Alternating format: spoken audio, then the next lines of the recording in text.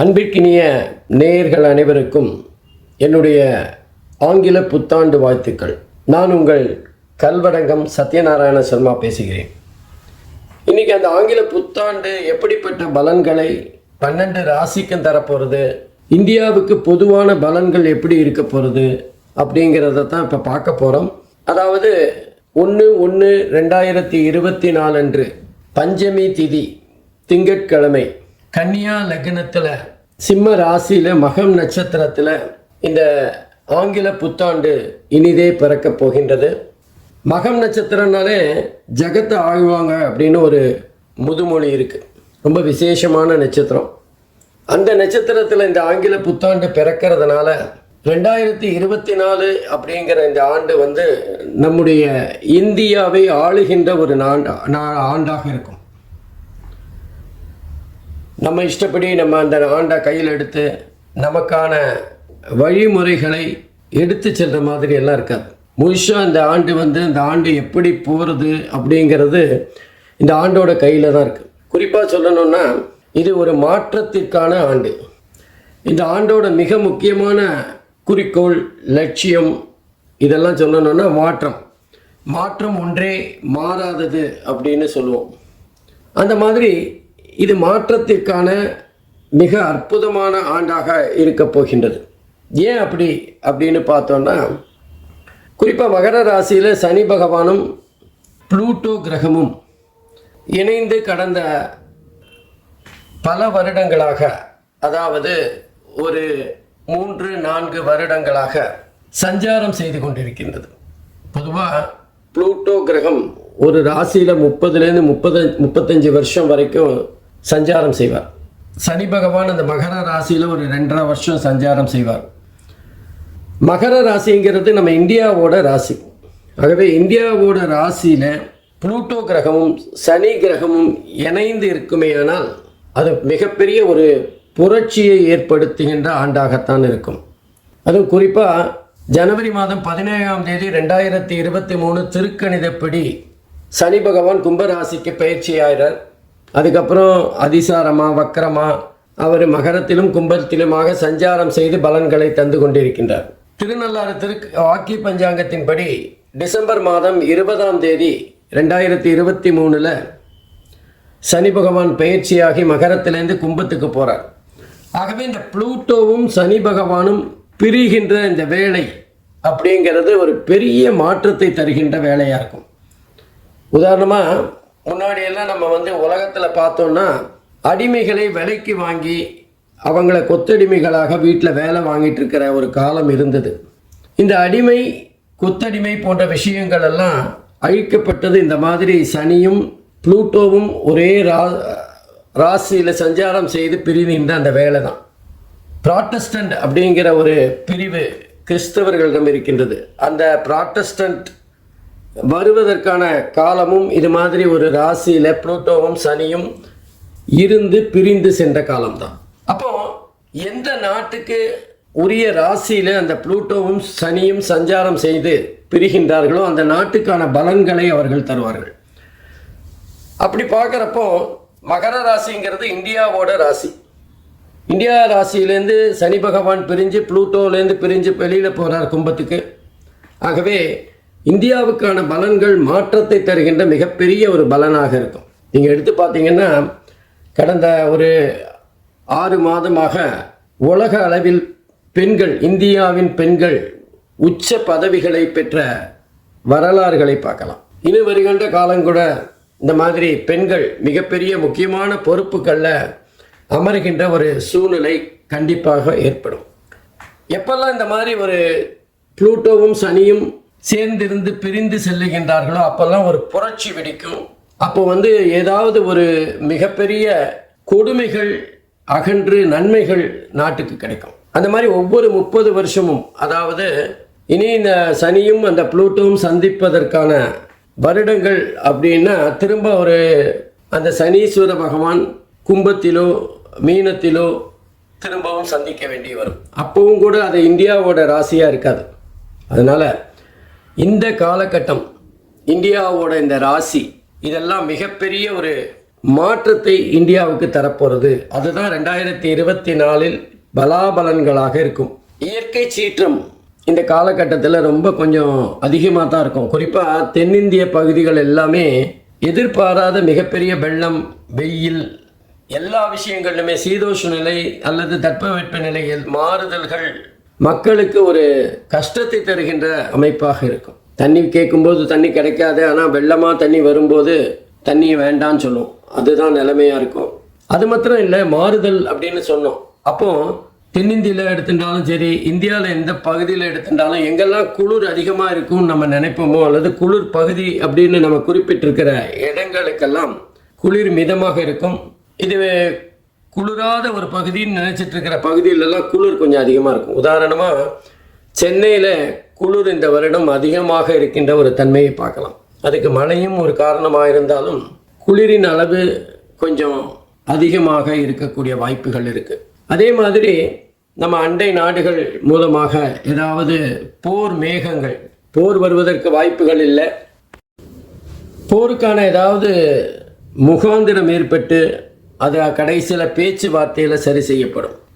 ஆகவே ஒரு விதமான பதட்டமான எல்லை பகுதியில் பதட்டம் எப்பவுமே இருந்துட்டு இருக்கிற மாதிரியான ஒரு சூழ்நிலை இருக்கும்.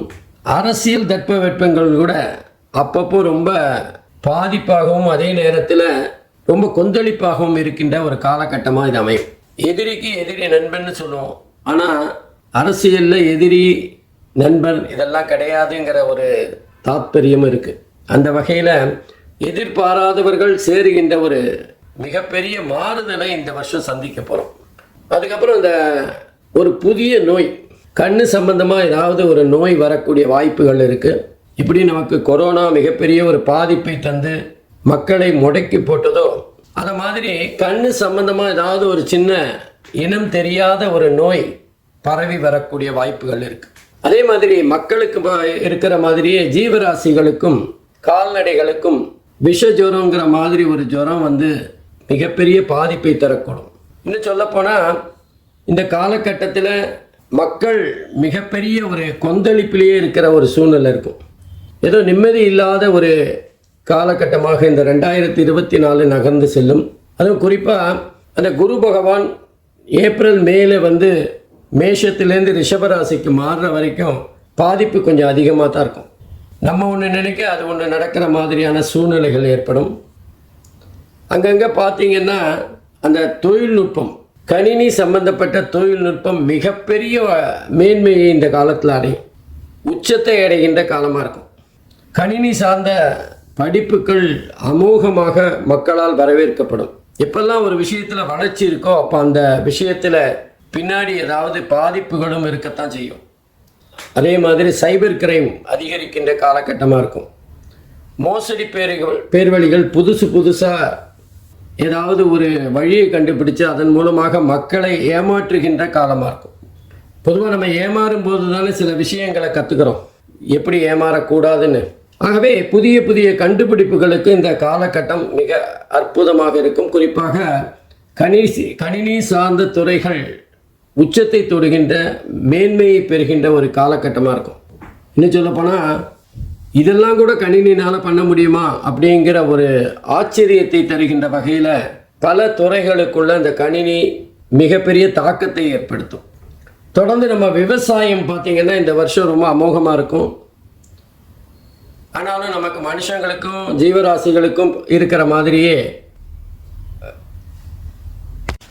அந்த பயிர்களுக்கும் ஏதாவது நோய்கள் வரக்கூடிய வாய்ப்புகள் இருக்குது. அதற்கான புதிய மருந்து கண்டுபிடிக்கின்ற காலகட்டமாக இருக்கும். குறிப்பாக மருத்துவத்துறையின் மிகப்பெரிய அறுவடையை இந்த வருஷம் நம்ம பார்க்கலாம். பல விஷயங்களுக்கு அவங்க வந்து முன்னுதாரணமாக இருப்பார்கள். பல விஷயங்கள் புதுசாக கண்டுபிடிக்கக்கூடிய காலகட்டமாக இருக்கும்.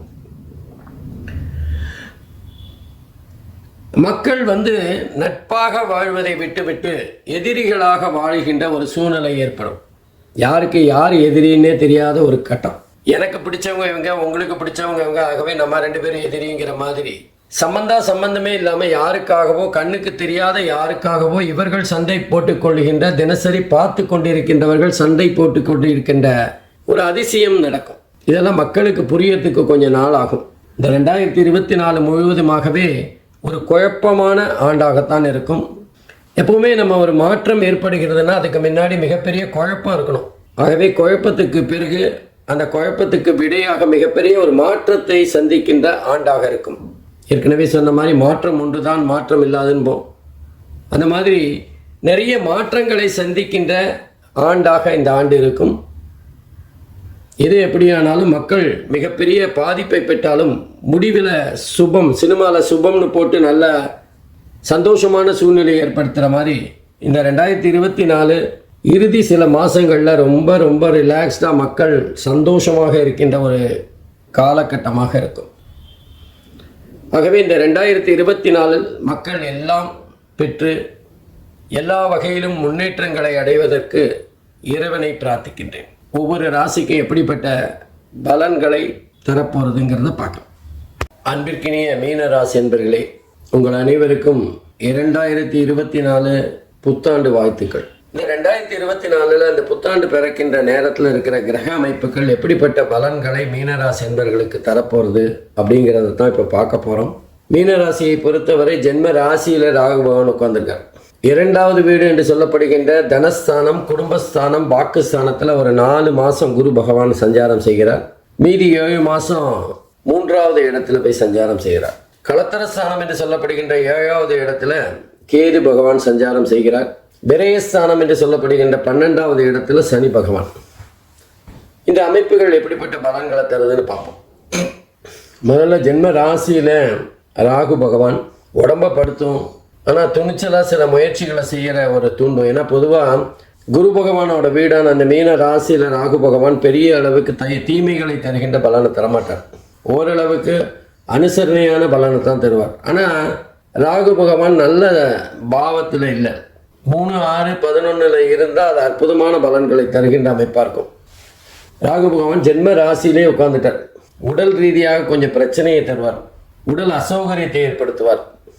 ஏதோ ஒரு வகையில் நம்மளுடைய செயல்பாடுகள் கொஞ்சம் தயங்கி இருக்கிற மாதிரியான ஒரு நிலைமை தான் இருக்கும். நாளைக்கு வேணால் பார்த்துக்கலாமா, இப்போ இன்றைக்கி என்ன இப்போ அவசரம் அப்படிங்கிற விஷயங்களை தள்ளி போடுகின்ற மனோநிலையை ஏற்படுத்திடுவார். ஆனால் துணிச்சலாக சில முயற்சிகளை செய்வோம். அது வெற்றியா தோல்வியாங்கிறத விட பல நேரங்களில் நம்முடைய முயற்சிகள் தானே மிகப்பெரிய பேசும் பொருளாக இருக்கும். ஆகவே அந்த 2வது வீட்டில் இருக்கிற மன்னிக்கவும் ஜென்ம ராசியில் இருக்கிற அந்த ராகு பகவான் பண வரவையும் தருவார். அதிர்ஷ்டம், எதிர்பாராத அதிர்ஷ்டத்தை தருவார். ராகுவை போல் குழப்பமான ஒரு கிரகமே இல்லைன்னு சொல்லலாம். இன்னைக்கு நல்லது பண்ணுவார், நாளைக்கு அதே மாதிரி மாறுதலான ஒரு பலனை தந்துடுவார். நம்ம ராகு நமக்கு நல்லா தான் இருக்குன்னு 1 வருஷமோ 2 வருஷமோ பொது பலனை எதிர்பார்க்க முடியாது. முதல்ல நல்லது தருவார், 2 நாள் கழிச்சு அதே ராகு இப்போ நம்முடைய உடல் ரீதியாக ஏதாவது பிரச்சனையை தந்துடுவார். அதுக்கப்புறம் அடுத்த வாரம் நமக்கு பண கஷ்டத்திலேருந்து விடுதலை பண்ணுற மாதிரி பண வருவாயை தருவார். ராகுவை பொறுத்தவரை ஏற்ற இறக்கமான பலாபலன்களை தரக்கூடியவர்.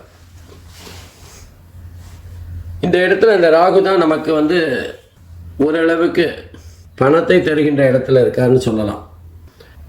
ஏன்னா நம்ம ராகு பகவானோட அதிர்ஷ்டம் என்ன அப்படின்னா நமக்கு சில முயற்சிகளை துணிச்சலாக செய்கின்ற ஒரு சூழ்நிலை ஏற்படுத்துவார்னு சொன்னோம். 2வது இடத்துல இருக்கிற குரு பகவான் அதிகமான பண வரவை தருவார். தனஸ்தானம், குடும்பஸ்தானம், வாக்குஸ்தானம். பொதுவாக குரு பகவானுக்கு மிக அற்புதமான ஒரு இடம் அப்படின்னா அது 2வது வீடு தான். அங்கே எல்லா விதமான நன்மைகளையும் தருவார். நமக்கு பண வருமானம் நிறைய இருக்கும், கையில் அதிகமாக பணம் புரளும். நம்ம சொல்கிறத 4 பேர் காது கொடுத்து கேட்பாங்க, நம்ம ஆலோசனை 4 பேருக்கு சொல்கிற அளவுக்கு புத்திசாலித்தனம் இருக்கும். அதே மாதிரி மனசும் நல்ல மனசாக இருக்கும், யாருக்கும் தீங்கு செய்யக்கூடாது, அவங்களோட நன்மைக்கு ஏதாவது ஒரு பலனை சொல்லணுங்கிற ஒரு எண்ணம் இருக்கும். குடும்பத்திலேயும் ஒரு சந்தோஷமான சூழ்நிலையில் வேணும். நல்லா யோசித்து பார்த்தீங்கன்னா கையில் பணம் இருக்குது, வெளியில் நமக்கு ஒரு மதிப்பு இருக்குது, குடும்பத்திலையும் ஒரு நிம்மதி இருக்குது. இதை விட வேறு என்ன வேணும்? வாழ்க்கை நகர்த்தி செல்வதற்கு இதை விட ஒரு அருமையான சந்தர்ப்பம் இல்லை அப்படின்னு தான் சொல்லணும். ஆகவே மீன ராசியை பொறுத்தவரை குரு பகவான் அற்புதமான பலன்களை தரப்போகிறார். அதுவும் ராசியாதிபதி 2வது வீட்டில் இருக்கிறதுங்கிறது மீனராசிக்காரர்கள் கொஞ்சம் பண விஷயமாக மனசை ஓட்டி கொண்டிருக்கின்ற சூழ்நிலையை பார்க்கலாம். இந்த பிஸ்னஸ் செஞ்சால் லாபமா, அது செஞ்சால் லாபமா, இது செஞ்சால் அதிகமாக பணம் வருமா, அதை செஞ்சால் நமக்கு நல்லதா அப்படிங்கிற ஒரு எண்ணம் எப்பவும் பணத்தை சுற்றி எண்ணிக்கொண்டிருக்கின்ற ஒரு சூழ்நிலையை பார்க்கலாம். வெளியில் நான் பணத்தை பற்றி மதிக்கிறதே இல்லை அப்படின்னு சொல்லி கொண்டாலும் மனசுக்குள்ளே லாப நஷ்ட கணக்கு போடுகின்ற ஒரு கணக்கு பிள்ளையாக தான் இருப்பாங்க. ஆகவே இந்த புத்தாண்டானது ஒரு 4 மாதம் குரு பகவான் 2வது இடத்துல இருந்து அதுக்கு பிறகு 3வது இடத்துக்கு ஒரு 7 மாதம் இருக்க போகிறார். இந்த 4 மாதம் நம்ம கொஞ்சம் சேமித்து வச்சாதான் அதுக்கப்புறம் வர்ற அந்த 3வது இடத்துக்கு குரு வரும்போது ஏற்படுகின்ற சுணக்கங்களை சரி பண்ணலாம். கொஞ்சம் தயக்கம் வரும், நம்ம இதை பண்ணலாமா வேண்டாமா, முயற்சி செய்யலாமா கூடாதாங்கிற ஒரு எண்ணம் வரும், சகோதரர்களோட ஒரு கருத்து வேற்றுமை வரும், மனசில் வேறு வேறு விதமான எண்ணங்கள் தோன்றும். இந்த மாதிரி 3வது இடம் அவ்வளவு ஸ்லாக்கியம் இல்லை. இந்த 2வது இடத்துல இருக்கும்போது கிடைக்கிற அந்த நற்பலன்கள் மீன ராசியை பொறுத்தவரை அவங்க பேங்க் அக்கௌண்ட்டில் லட்சத்தில் பணம் இருந்தாலும் கையில் ஒரு 10,000 இருந்தால் தான் அவங்களால ஒரு சந்தோஷமாகவே இருக்க முடியும். கையில் கார்டு இருக்கும், செக் புக் இருக்கும், இன்டர்நெட் பேங்கிங் இருக்கும், எல்லாமே இருந்தாலும் அவங்க பர்ஸுக்குள்ளே ஒரு 10,000 இருக்கணும். 100 ரூபாய்க்காக நம்ம ஒரு 1000 ரூபாயை எடுத்து அதுலேருந்து ஒரு 100 ரூபாயை உருவி கொடுத்தா தான் அந்த மீன ராசிக்காரர்களுக்கு ஒரு மனசில் சந்தோஷம். ஆனால் இந்த சனி 12வது இடத்துல இருக்கும்போது அந்த மாதிரி ஒரு சூழ்நிலை இருக்காது. நம்ம கையில் இருக்கிற பணம் கரைஞ்சிரும். பேங்க்கில் பணம் இருக்கும், கையில் கார்டு இருக்கும், ஜிபே பண்ண முடியும், எல்லாம் பண்ண முடியும்னாலும் அந்த கையில் பர்ஸுக்குள்ளே பணம் இல்லாதது ஒரு உளைச்சலை தரும், மன சங்கடத்தை, ஒரு தைரியமே இல்லாத ஒரு சூழ்நிலை தரும். நம்ம ஏதோ பணம் இல்லாத ஒரு கஷ்டப்படுற மாதிரியான ஒரு எண்ணத்தை மனசுக்குள்ளே தோற்றுவிக்கும். அதே மாதிரி நம்ம சில பேர்கிட்ட பணம் கொடுத்து ஏமாறக்கூடிய வாய்ப்பும் இருக்கும். யாராவது அர்ஜென்ட்டாக பணம் கேட்பாங்க, கடன் கொடுப்பாங்க, அதுக்கப்புறம் ஆள் அப்ஸ்காண்ட் ஆகிடும். இந்த மாதிரியான சூழ்நிலைகள்லாம் மீன ராசிக்கு ஏற்படும். பொதுவாக அந்த மீனராசி என்பர்கள் 12வது வீட்டில் சனி இருக்கும்போது கொஞ்சம் கொடுக்கல் வாங்கல் போன்ற விஷயங்களில் கவனமாக இருக்கணும். தேவையில்லாமல் நம்ம யாருக்காவது உதவி பண்ண போய் நம்ம சிக்கலில் மாட்டிக்கூடாது. ஆகவே மீனராசியை பொறுத்தவரை குரு பகவானின் அற்புதமான 2வது இடம் 4 மாதம்தான். அதுக்கப்புறம் 3வது இடத்துல 7 மாதம் உட்காந்துருப்பார். மற்றபடி ராகு கேது சனி எல்லாமே சுமாரான பலன்களை தருகின்ற அமைப்பில் தான் இருக்கார். ஆகவே மீன ராசியை பொறுத்தவரை கொஞ்சம் இந்த புத்தாண்டு கொஞ்சம் அடக்கி வாசிக்கிறது நல்லது. அல்லது இந்த 4 மாதம் குரு ஓஹோன்னு இருக்கும்போது கொஞ்சம் பணம் சேர்த்து வைங்க. அதுக்கப்புறம் அந்த 7 மாதம் செலவழிக்கிறதுக்கு அதுதான் வசதியாக இருக்கும். அட்லீஸ்ட் அந்த குருவோட 4 மாதம் ரொம்ப சூப்பராக இருக்கும். அதை பயன்படுத்தி காற்றுள்ள போதே தூற்றிக்கொள்வது தான் மீனராசிக்கு ஒரு நல்ல பலன். அதனால் எப்படியும் சமாளிச்சிருவாங்க. பொதுவாக மீனராசியை பொறுத்தவரை கஷ்டங்களை முகத்தில் காட்டிக்காத ஒரு ராசி. அதனால் ஜெயிச்சிருவாங்க, கவலையே பட வேண்டாம். நன்றி, வணக்கம். அப்படியே அது கிடைக்கும்னு சொல்ல முடியாது.